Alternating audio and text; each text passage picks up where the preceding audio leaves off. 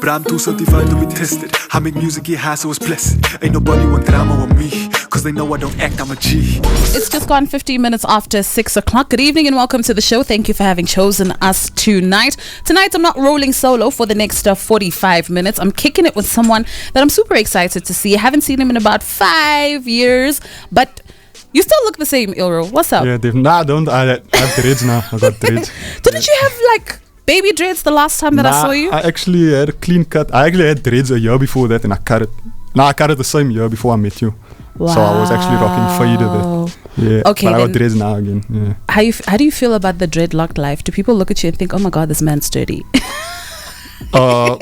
If they are thinking that, then they're thinking it in their minds, you know what I mean? But most of the time, it's just like a vibe of everywhere I go, it's just Rasta vibes. I gotta deal with that. That's what I gotta deal with.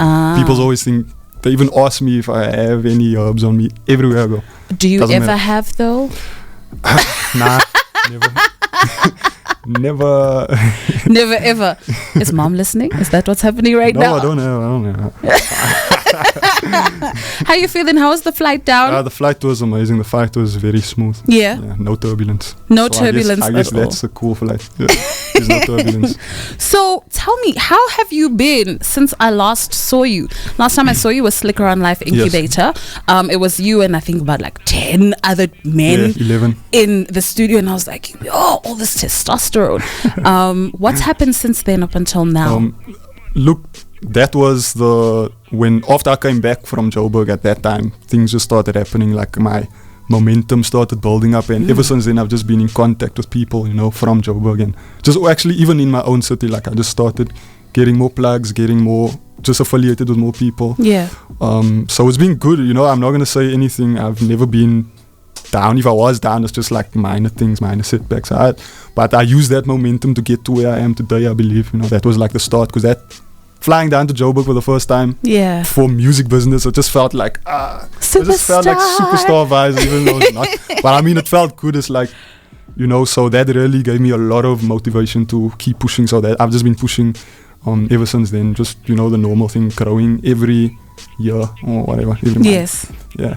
All right, so it's just gone 18 minutes after 6 o'clock. iLLRow is going to be here until we hit 7. We're going to be talking all things the Cape Doctor and a little bit more in between. I want to know how everything came about. I want to know his favorites, his worst favorites, the difficulties, the highs, the lows, and all you have to do to take part in the conversation is tweet us on @MassiveMetro and @TheElementSA. You can also hit us up on our WhatsApp line on 074 940 7992. Also, it is a Thursday, so later on we are going to be taking off our wigs and all that good stuff, because DJ Trey is going to be coming through with a fire mix. So we've got a dope show in store for you this evening. Make sure that you don't go anywhere. But for now, I'm going to go get some money quick, fast, and then we're going to come back with iLLRow on the other side of these. Moments of truth time indeed with iLLRow and myself until we hit 7 o'clock. It's just gone 23 minutes after 6.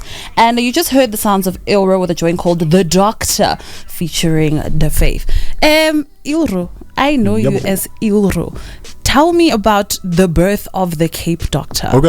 Okay, cool. I'm still iLLRow though. The Cape Doctor is just like a self-proclaimed title, like you know, Lil Wayne, Weezy, stuff like that. You know, AKA Super Mega. It's just like one of those things. So the Cape Doctor is the name of my debut album, and it's me personifying something that actually happens in the Cape. It's called the Cape Doctor. It's a wind. It happens. It's a southeasterly wind that blows in spring. And it basically purifies the air. It's a if you did geography in school, they actually speak about it. So it blows in that season from spring all the way through summer. It just gets weaker though. But there's a belief that it clears and purifies the air. So it kind of like looks after the Cape. It doctors the Cape. That's why they call it the Cape Doctor. So I kind of took that. And also the fact that I'm just I do a lot of things. So I don't just rap, I produce, I engineer, shoot videos and everything. So I kind of doctor people's careers as well, because I just like working with artists who got a lot of potential, and I even do it for free most of the time. Wait, why? Why are you working for free? I came up like that. Obviously now a lot of things are different, so I've changed a bit. But I've got a project that's going to be a post project after the Cape Doctor, whereby I actually approach artists instead of them approaching me. And I'm going to put my time and effort and all my resources that I got, because I can do anything that I need to do for an artist in terms of production. And I'm just going to basically mentor them and give them a solid product, even help them with background things if possible, Samro, Capasso, all of those things. I know ground level knowledge, which some cats just don't know anything at all. So I feel like it's important if you have this information and the skills where you can actually help other people who deserve it. Right. You gotta kind of pass it down, because sometimes, you know, we're not always gonna win, or we're not always gonna eat off of one thing. True. You know what I mean? Entrepreneurs, like the most successful ones, all got multi-million-dollar businesses, and like, just for example, 50 Cent, P. Diddy, Kanye West, they don't make money off of their music that much. They make more money off of those other things that they do. The business ventures that they do. But even though the music is what got them famous, or what got them the face and the brand, but after that, the music doesn't, especially in this age where we're moving into, like, I don't even have a solid, like, 1,000 Rand in my Spotify account, just as an example. Right. You know what I mean? Even like with the Samro thing, like, monetization is so hard as an upcoming artist, so you gotta branch. That's why I just want to branch out and do all these other things that I can make money off of. You know, even like flying here today, it's not off of rap money, it's off of the other money that I'm making on the side. Right. You know what I mean? So helping other people out, it's just something I'm doing out of the goodness of my art, you know, like, right. And also out of love and the passion for art and the music. All right, so there's so many really, really dope things that you've said, and I want to unpack them a little bit. But firstly, let's start with the idea of working for free. What is the value in that? Because a lot of the times, and especially in this day and age, people don't think that there is any value in working for free. And it obviously comes from the fact that a lot of people have been exploited. And sometimes people will say, work for free for maybe 6 months, and then thereafter we can have a money conversation, and then the conversation doesn't happen again. But I also believe that there is some value in working for free. I think working for free has an art to it itself, you know what I mean? Like, we all get exploited in the beginning. If I'm doing the things that I was doing, engineering and all those things in the beginning, when I didn't know much on how to maneuver in the industry, working for free was always going to have trial and error. I was always going to meet people who's going to screw me over, right? And who's not going to keep their end of the bargain and waste my energy. I know people that I've worked for years, did albums, EPs, a lot of people, and some of them quit, and I didn't get any money from it. So for me, it's like, you put in all that effort, you didn't only waste your time, you wasted everyone else's time. You know what I mean? So, but that is all trial and error. For me, that's life, that's experience, that's wisdom. So at the moment, I do not do stuff for free the way I did it. Now, like you asked, what is the value in doing it? So I have to, that's why I got to look at the potential and the value of a upcoming artist who knows nothing and has nothing, and see how I can also benefit from it. Not just fast money, like I can charge anyone now 1,000 Rand or 500 Rand just to mix a song or something. But let me do it for free and let's work together. Let me put my name to it. Let me give you a product. At the end of the day, we got a beautiful product out, and there's just a lot. For me, the value is just growing together, you know what I mean? And not growing with the wrong people, because obviously being exploited is normal, and I'm sure everyone has experienced it. Right. You know, everyone has experienced it. That's true. You also speak about having your hand in a lot of different things. And it's a conversation that I had with Instro yesterday. And he was speaking about, you know, this idea of having different interests and doing different things. But he also spoke about how it's so sad, for instance, that as creatives and especially musicians, it's not easy to live off of your art and this thing that makes you passionate. Is there a part of you that feels like by doing all these other things to sustain yourself, as if you're not being true to the passion and the purpose that is the music? Because that's how some people feel sometimes. Yeah, I understand that. And not even just music, you get people who just live like that, their lifestyle is like that. Like, okay, I'm not going to give that type of examples now, but like, it's crazy things. Like, some people are so against the system and just all these funny things that's going to drive you away from what you actually love. And then they throw that away, but at the end of the day, we are human beings, we need to eat. So I can't just, like, I'm only good at what I do, you know, so that's the only way I can make money. I'm not gonna lie, I got a 9-to-5, but I got a 9-to-5 in the entertainment industry, so at least it keeps me close to the actual art, you know. Yes. But I also have my own side gigs, like my own hustles that I do, And it takes a lot of time away from your art. It takes a lot of time away. Sometimes I get a writer's block for months. Yes. You know what I mean? That's the worst of it. You get a writer's block. You get creative block. You just can't create. So it's a cost that you have to pay. For me, the way I feel about it is that you just have to pay that cost. Either that, or you're going to let someone else take control of your whole career and take 80% of your money or 80% of what you're going to earn. Yes. That's why independence is always the best, because you're going to own everything after that. How do you then come back to your creativity? Because that's also something that I understand. You know, you have a 9 to 5 because it pays the bills, and it's very smart that you have a 9 to 5 that's closely related to your passion. But like you say, there are days where it's like, damn, all this that I had to do for work, I don't even feel inspired for my art and my creativity. So how do you bring yourself back? Yeah, to be honest, like for me personally, my 9 to 5 is very flexible. So it's super flexible. So I kind of only work with one other person, and we arrange days to come in, especially during COVID. We don't always work every day, but I work from home sometimes. So for me personally, I got a lot of free, flexible time. So but the main thing is you just got to make time. You got to be disciplined. You can't go out drinking and doing stupid stuff every weekend and blowing your money on clothes, alcohol, all these lavish things, you know. Like, you can do that if you're earning money, but I rather take that money and put it into I've invested in equipment, I've invested in my own brand, social media, things like that. So it becomes hard because we don't really kind of like get a chance to enjoy too many things, because that costs money, and that money I need to use for my career, you know. So when it comes to the art, it's just like it's just discipline. You just have to get it when you get it, because inspiration comes randomly. So true. Sometimes I wake up in the middle of the night with bars in my head. That's dope. So what I gotta do is I gotta now I gotta make a decision. Do I enjoy the sleep or do I take out my phone and just jot down these ideas and go back to sleep? Sometimes I even What do you do? What do you normally do? Sometimes I give into the pleasures of sleep. But sometimes I actually get up and I'm like, let me just write down. That's dope. Because the thing is, when your brain is in like a subconscious level, you actually become more inspired and more. It's just like it's a subconscious thing. You know, that's why some people meditate, because it unlocks that. I don't have time to meditate, so I just wait for the inspiration to come. And I can't force it to come, because what's very frustrating when you force it, because then you go crazy, then you start getting headaches. You literally just feel tired and your body's aching. So it's hard, but like it comes, you know, like you have to make the time, be disciplined. I can't, there's not even, because this question, a lot of people have been asked that, and everyone has different answers. And the truth is, it's just natural. It's just like, it comes to you when it comes to you. It comes to you. If it's in you, it will always come back. But not at the time that you want it, and that's the difficult part. If it's in you, it'll always come back. 28 minutes ago, before we hit 7 o'clock, we're going to play iLLRow with Vat. This song, I was driving when I first listened to the album, and then I was like, what is that? And that is this.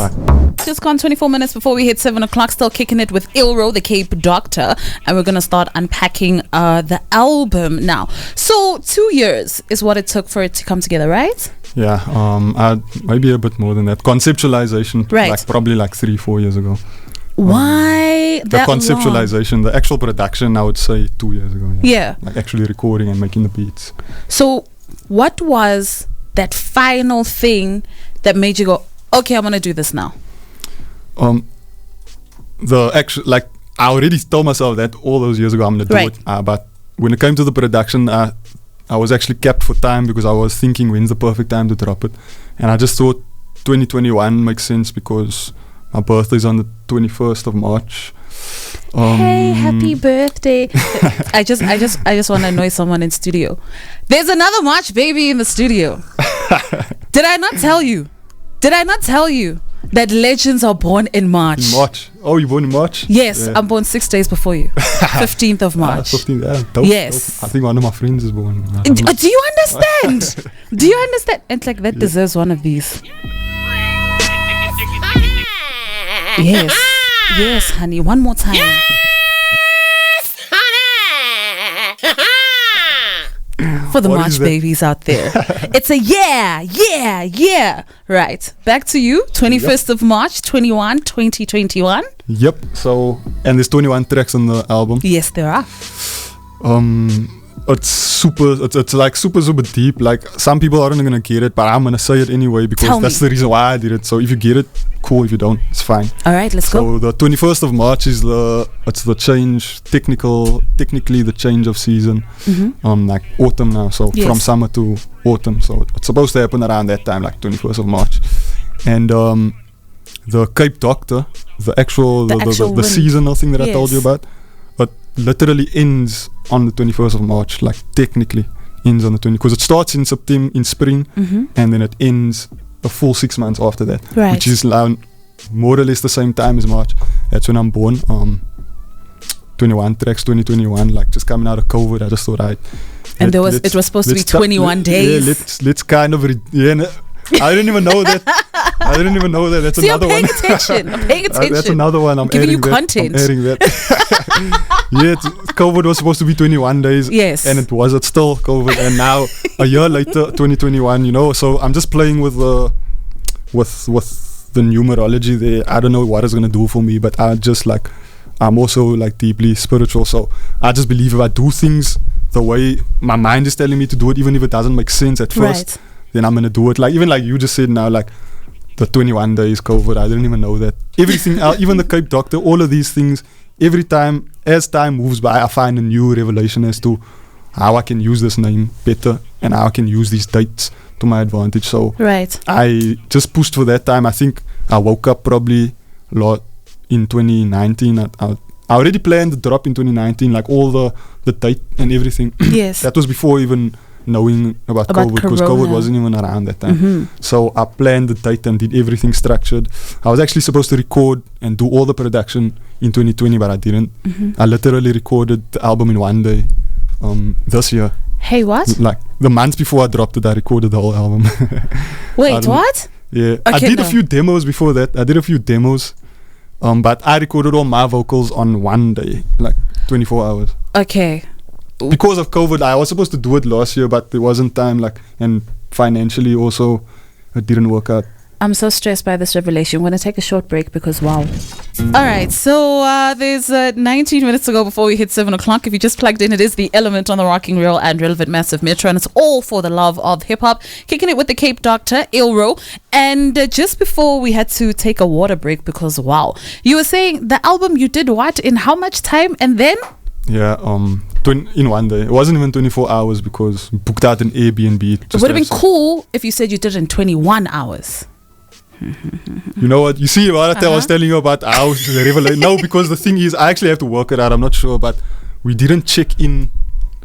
It was actually less than 24 hours because the way the check-in stuff works is not really 24 hours. It's a bit less. So I think I'm just gonna rewind back and see how many hours we actually had. If it's 21 hours, then you better call me. I'm done with life. If it's 21 hours, you better call me. Because it was a good 2 or 3 hours that we didn't get. That we hoped we got, because we wanted 24 hours, but we didn't get 24 hours. Right. Because of they had to clean that situation. Yes. So I just took my equipment. We actually hired some equipment and took some of my own equipment. Booked out the Airbnb with my homie Sidechain Chad, who was my engineer for the project. Just me and him, we just did the thing in that day. Yeah, I hope it's 21 hours. I hope it was 21 hours. I also hope it was 21 hours for you. Why and what is happening to you mentally, spiritually, physically when you're just going? I was just going. Like I probably slept 1 hour because like the thing is, I was there to work, you know what I mean? Even now that I'm in Joburg I'm leaving on Sunday. Obviously I'm going to sleep as a human to sleep, but I don't think I'm going to sleep that much. You know, I'm probably going to sleep like 2 or 3 hours per day. Maybe there's going to be days I don't sleep while I'm here because I can't waste the time that I'm coming here. You know, it takes resources to travel and things like that. I want to make use of all my time. It's the same thing with the album. I told the guy, it's cool. I'm not going to sleep. If I'm going to sleep, I'm going to rest my head for an hour. That's what I did. And that was after everything was recorded even. I just couldn't, because like for me, time that's wasted is time that you're not going to get back. And that's the time I sit to do that. I don't want to do any. I'm strict with time. I'm very strict with time. So yeah, the only reason I actually got the whole album done in 1 or less than a day was because I was prepared already. I already had everything written. So I didn't need to write anything in studio. I didn't need to, and all the beats were there as well because I made all the beats. So the whole concept of the album personally was just for me to also do everything myself. Why? Like, from the beats, the engineering, and even the videos that I'm doing now. Obviously I can't shoot my own videos, but I edit my own videos as well. So the why? Because what kind of a doctor would I be if I'm letting other people do my things for me? You know, so I want to kind of set that example and that brand to my own name, live up to my brand, and then that's why I want to do these things for these people, these artists, so that they know, okay, he did that album, he's done all of those, there's his resume, I can do it.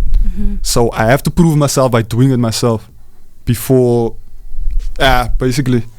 So what if somebody comes and makes the argument that, you know, by having done it yourself, it's either selfish or you have blind spots that you might not see? Because, I mean, if there's, how many of us are in the room right now? There's 5 of us right now.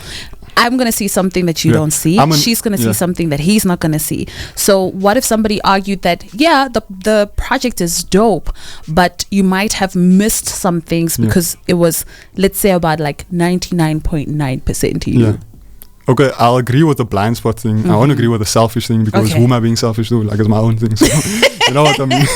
Like, why? Okay, some people actually hit me up on that. Like, with so many artists. Like, I set a rule. I even made a PSA on social media. Like, I'm not featuring any rappers on this album. Literally, and there are no other rappers. It's just me. There is a few rappers on, but they're not rapping. They're on the interludes and the intros. So they're not rapping, because, like, I just can't.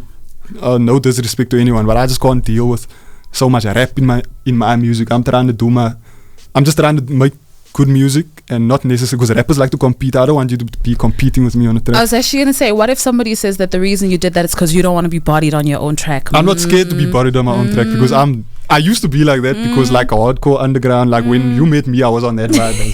Like I didn't all those guys that I'm like, you make dope music, but I'm gonna body you with these bars. I remember. Like, but I'm not on that vibe. I'm still about that. But when it comes to actually making art, like I'm more focused on the music and more focused on just making good music, you know. Right. I'm not scared to be bodied by any rapper, because if it's gonna be a contest of bodying, I'm gonna bring my game. But if it's just making music, you do what you. I don't care if you're gonna body me. You just. All right. So who do you respect so much that you would, like, if you had to go up against them, bar for bar, raps for raps, you'd sweat a little bit? Like you'd sweat, just even if it's one bead. Look, I don't hold myself that high when it comes to that. I like the sport, you know, but okay, I would sweat with a lot of people, you know. I don't know if you mean internationally or locally. Anybody. Bars. Yes. Bars, because some people can rap, but some people have bars, you know what I mean? Because some people can rap, you know, but they might not have the bars. So this is very true. So I have to think deep about that, because I like a lot of rappers who just can rap good, you know. But when it comes to bars, you know, from where I'm gonna start locally. Okay. So from where I'm from, and it might not even be people you know, just people that I kind of like worked with and know locally, like people like Omolka Mezerati, Hype Leaku. These are local guys. 3 Months Cup, Pro, Stogie T, Reason. Oh, that one came out like. No. I'm thinking like, cause I don't know. Okay, Reason. I need you to say it with your chest. When it comes to bars, you know, like actual bars, like people like that would make me sweat. All right. I mean, I like the fact that you can be honest about that. Yeah, that would make me sweat. Youngster also makes me sweat. Youngster makes everybody sweat. But like, I honestly like when it comes to bars, you know, like Youngster is dope. He makes me sweat. But the other guys, the bars are so deep, and you got to think about it more than once. You know. Yes, the ones where you need a dictionary and a thesaurus. Yeah. Yes. All right, we're going to take a musical break, and then we're going to get some money, and then we're going to come back and talk more about the Cape Doctor. Just got 9 minutes before we hit 7 o'clock, 9 minutes before I have to say goodbye to iLLRow. And he just gave a list of people, you know, that he's like, oh my God, I'd sweat just a little bit. But now we're going to come back and make it about you and the Cape Doctor. So as you were there for your 21 hours, because I'm speaking it into existence for you, 21 hours to make this project, which joint was the most difficult for you to pen, even though you didn't pen it on that particular day, but to just pen. put out as well and put it on record? What was the most difficult one? So to pen, like not on the actual day, but I'd actually have to see the list. Like, damn, the most difficult joint. Oh to my pen God! Okay, was probably Pray. No, it was probably Pray. Yes. Yeah. Why? It's a beautiful song. Because I was supposed to have a feature. Someone was supposed to feature on it. So here's like another thing was like I tried. Even though I put that PSA out about not having rappers on, and even the beats, I didn't even want anyone else's beats, just all my own. Like I tried to do it just to compensate for some people who actually asked me, "Okay, yo, just couple of feature or something like that." And then I tried, but then it never happened. You know, like it's just like almost like the universe. It's like, nah, it's not gonna happen. You're wasting your time by doing that. So I waited for this one verse, and it didn't come.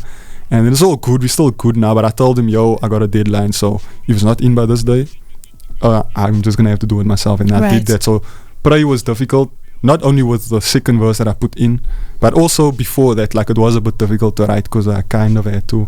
The song sounds a bit different to the other songs, more slow, and I had to kind of tap deep into like real issues and emotions and stuff like that. Yeah. And not make it about me, because rap can become very narcissistic. So I had to. It was difficult because I had to now channel my emotions and put it there, but I also had to like speak on behalf of just like the stuff that I'm speaking on the other people, you know, the struggles and whatsoever. So I think I would say Pray off the top of my head, Pray, because that's the last one I remember struggling with. Which one are you most proud of? Probably Vat. Why are you so proud of Vat? No, probably Vat and Books to Bucks. The ones I sent, that one. Those are more because like commercially I feel like I can win with it. Commercially, the others are all my type of music. Right. So if you're a core supporter of me, you will like all the other music. But I think Vat and Books to Bucks will appeal to more people. So I'm proud that I was able to make something that other people appeal to, and I've been getting the responses. So I know also that I'm not proud for nothing because But how do you then walk between that line? You know, I always find it super interesting, you know, because of how personal music is, you're doing it to fulfill something within you, but you're not just making it for you, otherwise you just keep it in the archives. You're making it for other people as well. So how do you stay true to you but also then give the people what they want? It's all, for me, it's all finesse. It's all like production finesse, to be honest, like the beats, like the book. Because even those two songs, it's still me, like it's still my style, you know. But just I don't even know how to explain it. It's just so natural that like you know that this is gonna resonate more just because of the sound. I can't even explain what the sound is. It's just the sound of it. So I didn't compromise anything. If that's what you are, I didn't really compromise because I still felt I was being true. It's just that those songs ended up. I didn't know it was gonna end up like that. It just ended up like that. So I didn't even put any effort into making it sound like the way it sounded. But when it did sound the way it sounded, like I still like it. And it still sounds like me, so I'm gonna roll with it, you know. But it's just gotta happen naturally. I don't like forcing commercial things. If it's not commercial, it's not commercial. I don't care. But if it is, then good. All right, so we've got 5 minutes to go, and I'm gonna open it to you to let me know what you want me to know. What? Let me know what you want me to know. Yes. What is it that you want me to know? What is it that you want people who might be listening to know that we might not have touched on? What's important for you to let people know? So the thing is, I feel like I've said it all because what I was going to say now is that you can hit me up for your engineering services and your visual shameless services. Plug. Do it. Yeah, come on. Like that, I was going to say that, but I already said it. All right. So people can hit you up for engineering. People can hit you up for production, right? Yes. People can hit you up for a verse. Are you giving people verses or not? Yeah, definitely. If it's worth. If it's worth it. I analyze the situation. So, yes. Yeah. All right. Can people hit you up to edit their videos, or is that just for you to do for yourself? I do that. As well. All right. What else can people hit you up for? I think for now, let's leave it at that. I don't want to put too much on my plate. But like that definitely. All right. And people can catch you on social media at iLLRow. iLLRow SA. iLLRow SA. Twitter, Instagram, and then Facebook. It's all the same. All the same. Yeah. iLLRow SA across all social media platforms. All right, I'm gonna play you Doctor's Certificate, and then maybe iLLRow will drop a small anyana, like they call it a palate cleanser, before he leaves.